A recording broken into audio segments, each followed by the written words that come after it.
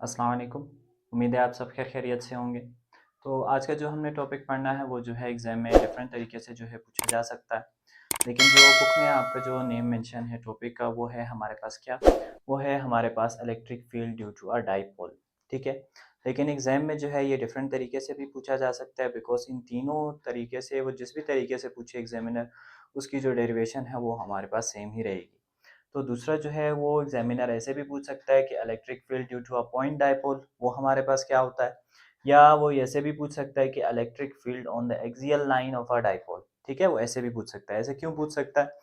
देखिए हमारे पास जो हम इलेक्ट्रिक फील्ड को अब फाइंड आउट करेंगे इन दो चार्जेस की वजह से, वो हम किस लाइन के ऊपर फाइंड आउट करेंगे? इस लाइन के ऊपर। ये जो ग्रीन कलर की जो लाइन जा रही है ये लाइन, इस वाली लाइन को हम क्या कहते हैं? Axial line.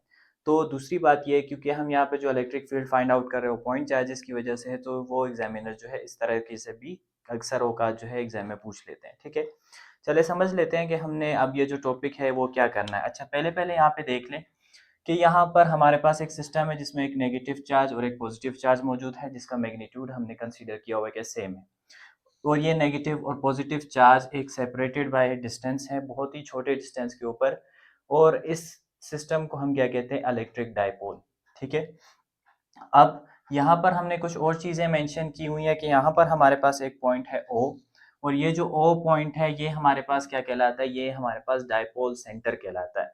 देखिए किसी भी पोजीशन को फाइंड आउट करने के लिए हमारे पास जो इलेक्ट्रिक फील्ड आए, जब भी हम डाइपोल का सिस्टम पढ़ते हैं इलेक्ट्रिक डाइपोल का, तो उसमें ये एक रेफरेंस पॉइंट की तरह काम करता है।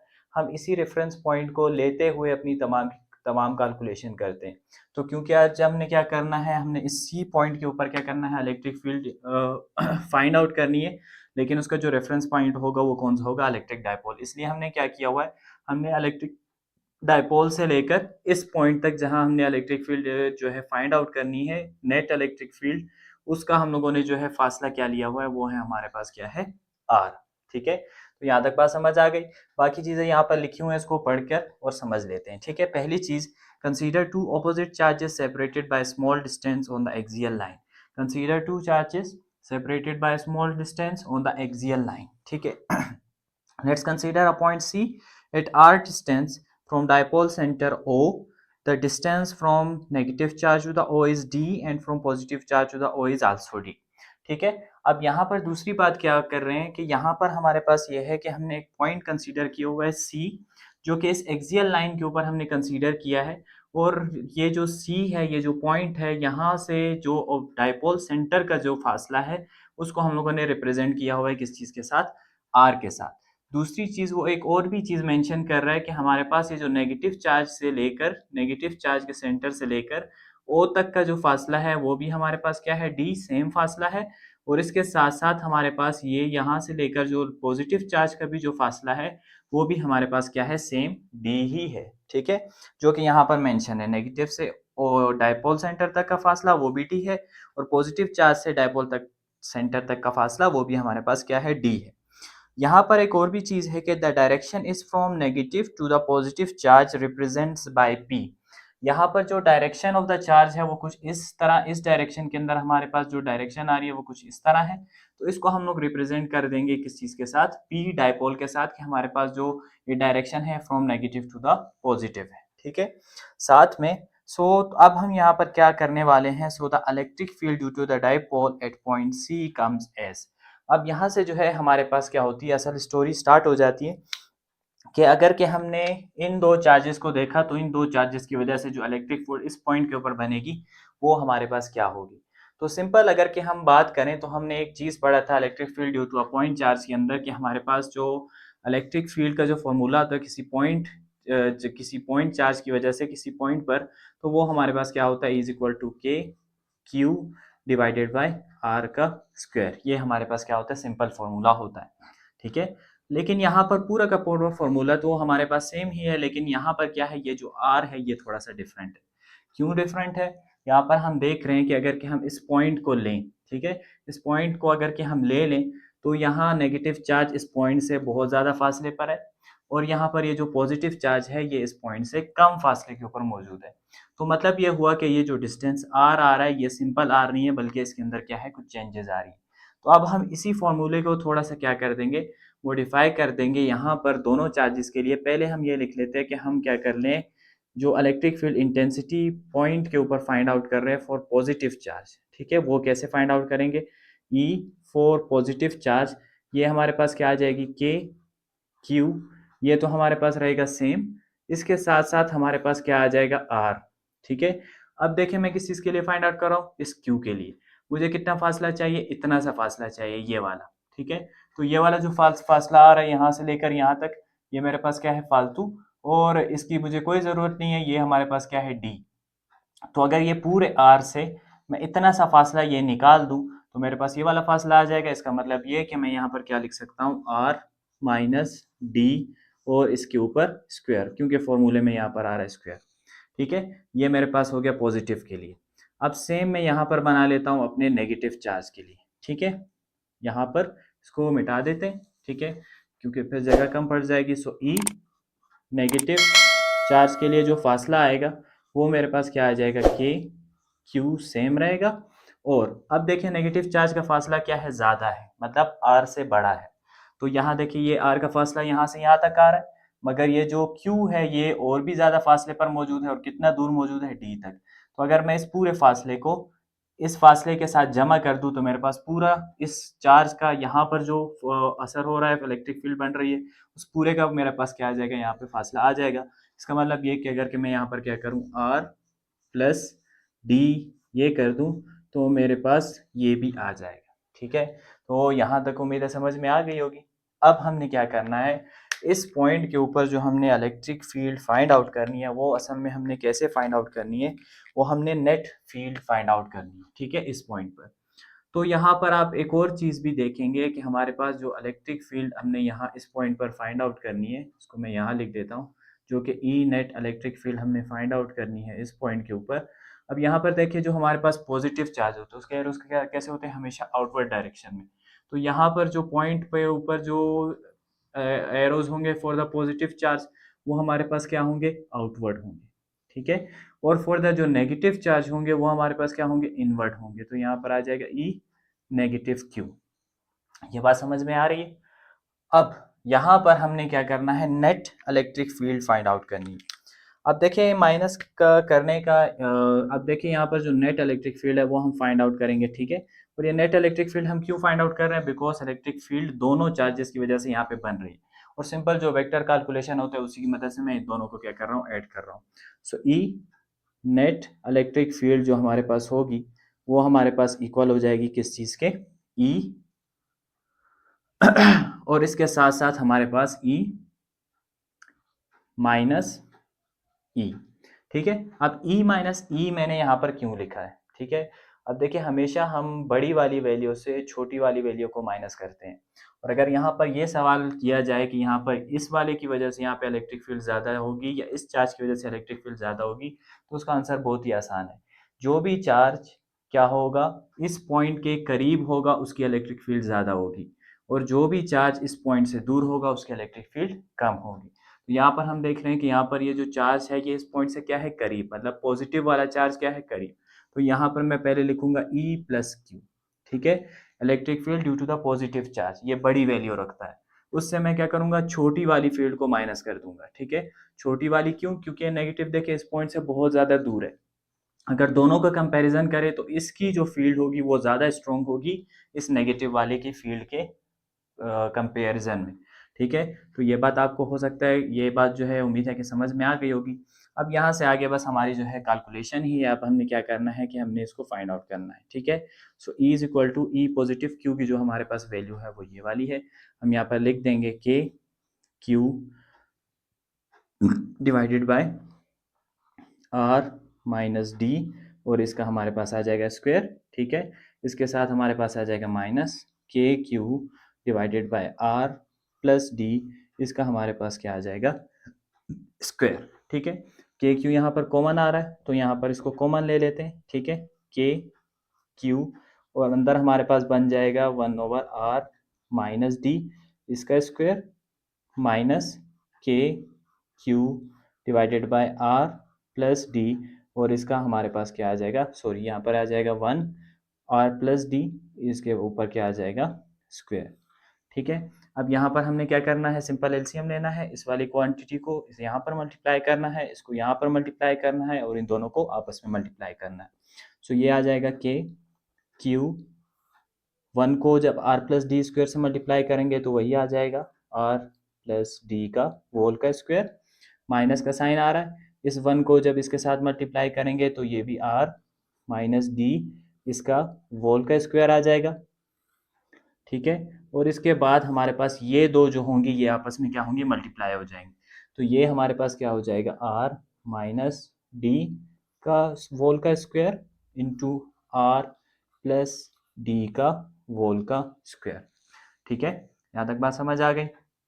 अच्छा, अब हमने यहाँ पर क्या करना है, ऊपर भी एक फॉर्मूला खोलना है और नीचे भी एक अलजेब्रिक फॉर्मूला हमने खोलना है। ऊपर वाला जो है वो बहुत ही आसान है। अगर कि मैं इसको कंसीडर कर लूँ a और इसको कंसीडर कर लूँ b, इसको कंसीडर कर लूँ a और इसको कंसीडर कर लूँ b, तो ये हमारे पास जो फॉर्मूला है वो कौन सा, a प्लस बी का होल का स्क्वायर, वो हमारे पास हो जाएगा a square plus B square plus 2ab।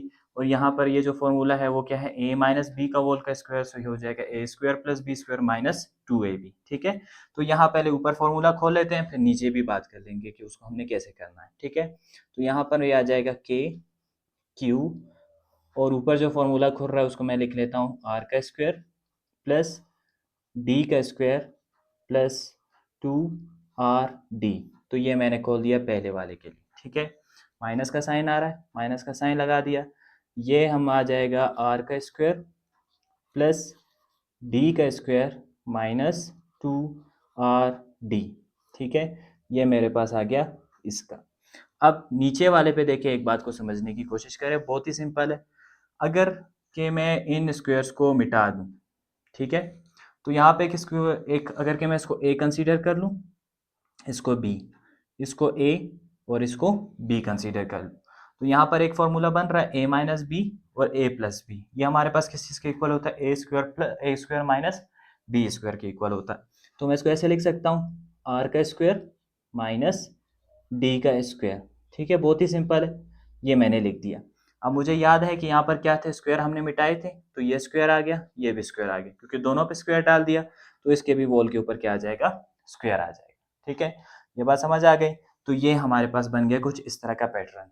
अब हमने क्या करना है, हमने इस माइनस साइन को अंदर लेकर जाना है और क्या करना है, मल्टीप्लाई करना है, ठीक है। तो ये आ जाएगा is equal to K Q, इसके बाद आ जाएगा r का स्क्वायर प्लस डी का square plus 2rd minus r square minus D का square minus minus plus plus 2rd, ठीक है।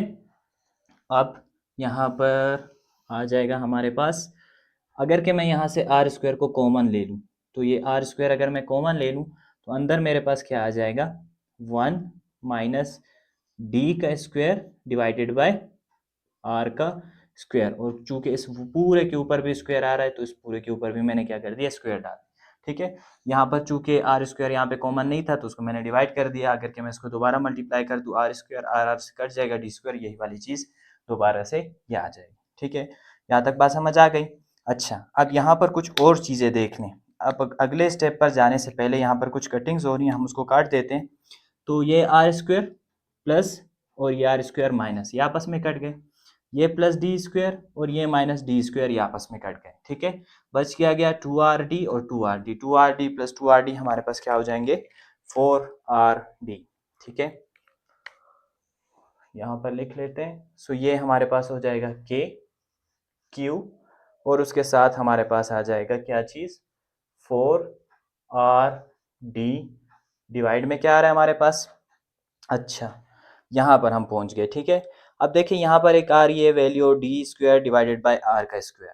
अगर कि मैं आर की स्क्वायर को वैल्यू को बढ़ाता जाऊँ, ये आर का जो फासला है ये मैं बढ़ाता जाऊँ बढ़ाता जाऊँ बढ़ाता जाऊँ, और यहाँ पर ये जो डी की रेशो है इसके साथ लेता जाऊँ, तो एक वक्त ऐसा आएगा कि ये हमारे पास क्या होगी, बिल्कुल वैल्यू खत्म हो जाएगी, ठीक है, जीरो के इक्वल हो जाएगी। मतलब यहाँ पर इन चार्जेस का कोई असर आपको देखने को नहीं मिलेगा। तो ये जो हमारे पास D square divided by R square की जो रेशो है ये हमारे पास क्या हो जाएगी, ये हमारे पास अप्रोक्सीमेटली इक्वल हो जाएगी किस चीज़ के, जीरो के इक्वल, मतलब ये वैल्यू हमारे पास क्या हो जाएगी, खत्म। तो यहाँ पर क्या आ जाएगा, आर का स्क्वायर और पूरे के ऊपर क्या था, स्क्वायर भी था, तो ये मेरे पास आ गया इसके ऊपर स्क्वायर। तो यहाँ तक बात समझ आ गई। अब आगे बढ़ जाते हैं, हमारे पास आ गया के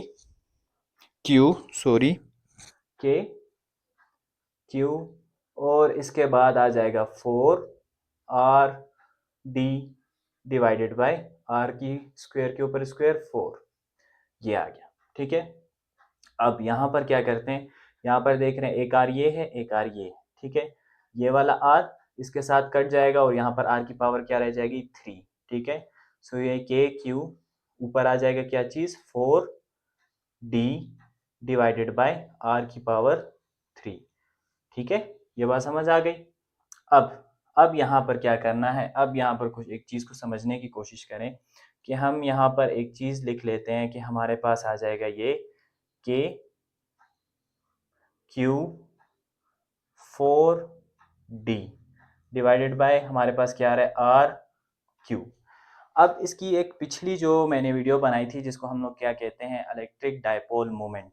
ठीक है, इलेक्ट्रिक डायपोल मोमेंट क्या होता है, बहुत ही सिंपल एक चीज़ है कि अगर के हम क्या करें, इन दोनों चार्जेस में से एक चार्ज, बिकॉज दोनों चार्जेस का मैग्नीट्यूड इक्वल है। ठीक है, एक चार्ज का मैग्नीट्यूड मतलब कि एक चार्ज का मैग्नीट्यूड क्यू, उसको ये जो टोटल जो फासला आ रहा है इसके दरम्यान में, यहाँ से लेकर यहाँ तक का फासला, यहाँ से यहाँ तक का फासला हमारे पास क्या है, डी और डी, तो ये हमारे पास क्या बन जाएगा, 2d।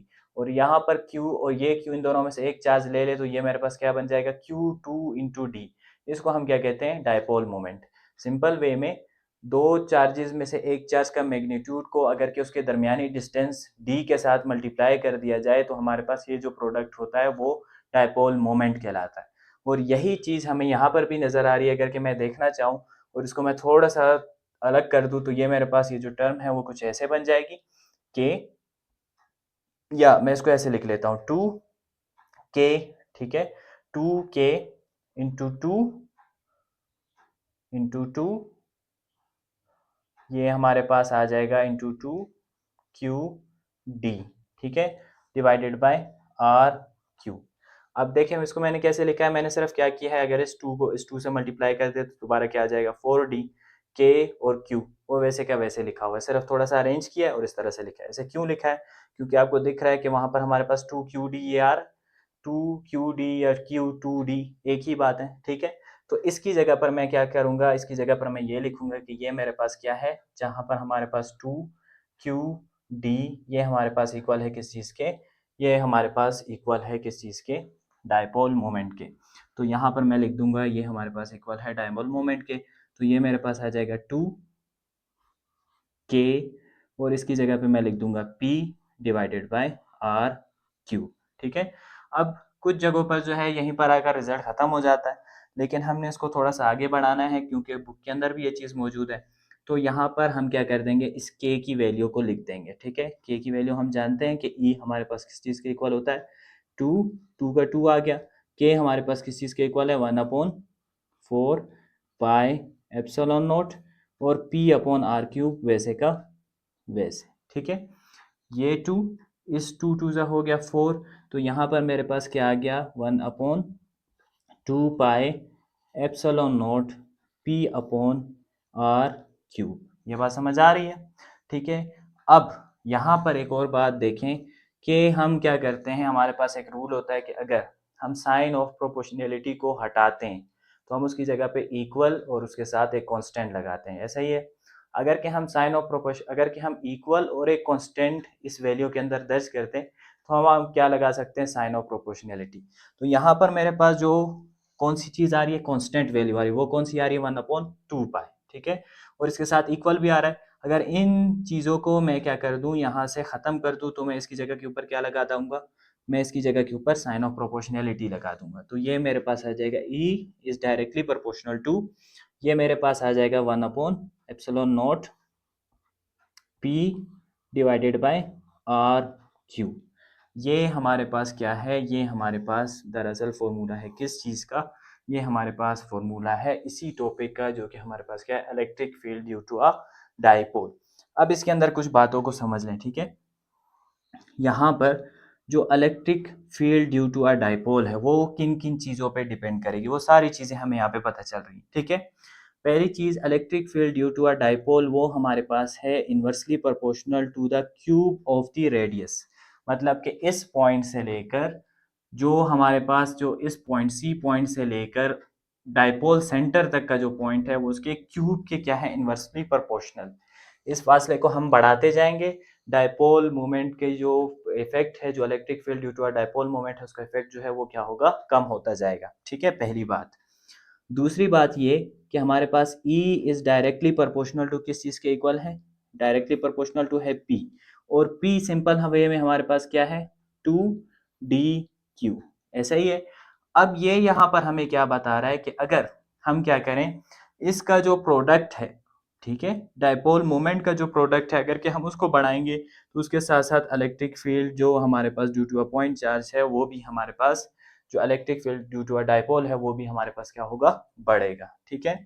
तीसरी चीज रह जाती है आर क्यू, सॉरी तीसरी चीज रह जाती है एप्सिलॉन नॉट। तो ये हमारे पास क्या है, E is inversely proportional to किस चीज के, एप्सिलॉन नॉट के। रिलेटिव परमिटिविटी को जिस तरह से बढ़ाते जाएंगे तो इस परमिटिविटी के बढ़ने के साथ साथ इलेक्ट्रिक डाइपोल मोमेंट क्या होगी, कम होगी। ठीक है। तो ये हमारे पास तीन चीजें आ जाती हैं।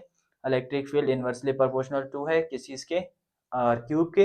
इस केस के अंदर डायरेक्टली प्रोपोर्शनल टू है डाइपोल मोमेंट के, और इनवर्सली प्रोपोर्शनल है रिलेटिव परमिटिविटी। ठीक है। अब ये है हमारे पास दरअसल टॉपिक जो कि हमने आज कवर कर लिया। ठीक है। सो उम्मीद है कि ये वाला जो टॉपिक होगा वो जो है आपको समझ में आ गया होगा। तो अगर इसमें से कोई भी क्वेश्चन हो तो आप जो है कमेंट सेक्शन में अपना क्वेश्चन मुझ तक पहुंचा सकते हैं। इंशाल्लाह आने वाली वीडियो में हम इससे आगे वाले क्वेश्चंस के ऊपर बात करेंगे। सो सुनने के लिए जज़ाकल्लाह, और तब तक के लिए अल्लाह हाफ़िज़।